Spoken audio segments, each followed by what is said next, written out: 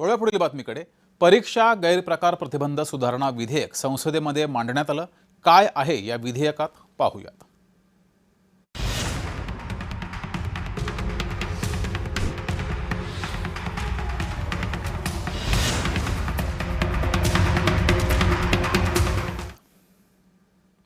सार्वजनिक परीक्षा गैरप्रकार प्रतिबंध सुधारणा विधेयक संसदेमध्ये मांडण्यात आलं। पंतप्रधान कार्यालयाचे राज्यमंत्री जितेंद्र सिंह यांनी हे विधेयक लोकसभेत मांडलं।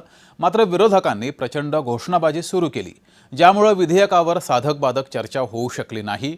विधेयकामध्ये अनेक महत्त्वाच्या सुधारणा प्रस्तावित आहेत।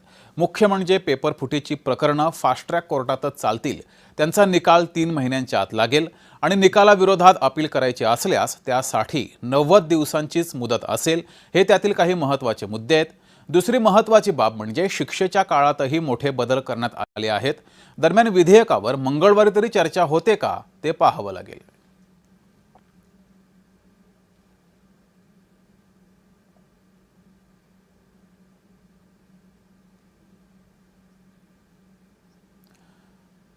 तर सुधारणा विधेयकासोबत शिक्षेचा कालावधी किती वाढवण्यात आलेला आहे तो पाहूयात। गैरप्रकार केल्यास 3 ते 5 वर्षे जेल, 10 लाखांपर्यंत दंड हा आधीचा कायदा होता। प्रस्तावित बदल 5 ते 10 वर्षे जेल, 50 लाखांपर्यंत दंड हा बदल करण्यात आलेला आहे। 1 कोटीपर्यंत दंड पूर्वी होता, आता 5 कोटींपर्यंत दंड ठोठावण्यात आला आहे। सेवादार कंपनीचे मालक, आधीचा कायदा 3 ते 10 वर्षे जेल, 1 कोटीचा दंड आणि आता किमान 5 वर्षे जेल, 5 कोटींचा दंड। पूर्वी 5 ते 10 वर्षे जेल, किमान 1 कोटींचा दंड हा संघटित गुन्हेगारीसाठी होता।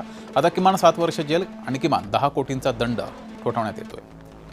तर हा बदल करण्यात आलाय।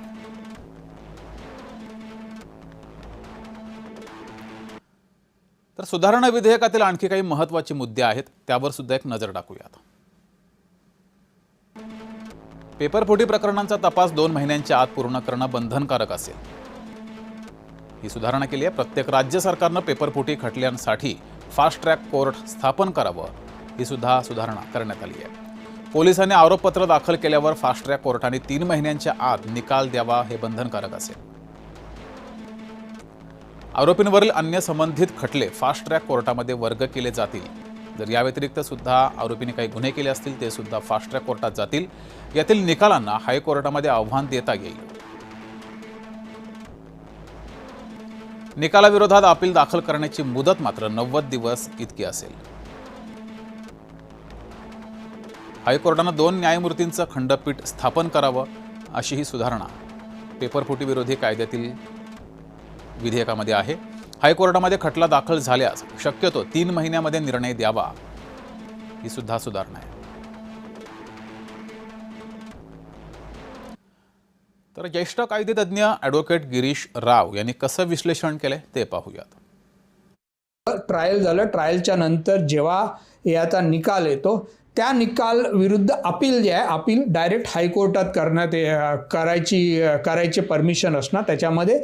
आणि ते जे अपील आहेत 2 जज पुढे जातील आणि 2 जज म्हणजे अपेक्षा आहे की तो हायकोर्टाकडे जेव्हा ॲडमिट होते त्याच्यानंतर 3 महिन्याच्या आत हा डिस्पोज करण्यात येईल, अशी अपेक्षा आहे। आता ॲडमिट होतात म्हणजे काय, जेव्हा कुठलाही अपील फाईल करतो तेव्हा प्रायमा फेस आहे, म्हणजे on the face the court बघतं की ह्या अपीलमध्ये काही दम आहे की नाही, का असंच काहीतरी केलं आहे।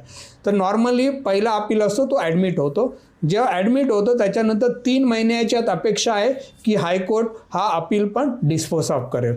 तर असे ह्याच्यात काही बदल केलेले आहेत आणि ज्याच्याने थोडीफार हे जे पेपर फोडतात हे ऑर्गनाइज क्राईम असतात, हे कोणी इंडिव्हिज्युअल करत नसतात, ह्याच्यामध्ये खूपशे भागीदार लोक असतात। पर्टिक्युलरली जे ट्युटोरियल्स चालवतात तेच आता ह्याच्यावरनं दिसतंय की ट्युटोरियल चालवतात त्यांचा ह्याच्यात खूप हेतू असतो, कारण त्यांच्या इथले लोक जे आहेत, मुलं जे आहेत, त्यांनी पास व्हावं आणि उत्तीर्ण व्हावं आणि त्यांनी चांगल्या ह्याच्याने उत्तीर्ण व्हावं। त्याच्यामुळे ह्या ॲक्टमुळे त्यांना थोडी भीती वाटेल अशी अपेक्षा आहे। आणि जर हा इम्प्लिमेंट केला, म्हणजे हा कायदा जो आहे त्याच्या तंतोतंत फॉलो केला तर त्याचा खूप बदल होईल, लोकांना धास्ती वाटेल। आजच्या दिवशी असं झालेलं आहे की कोर्टाची भीती लोकांना राहिली नाही आहे।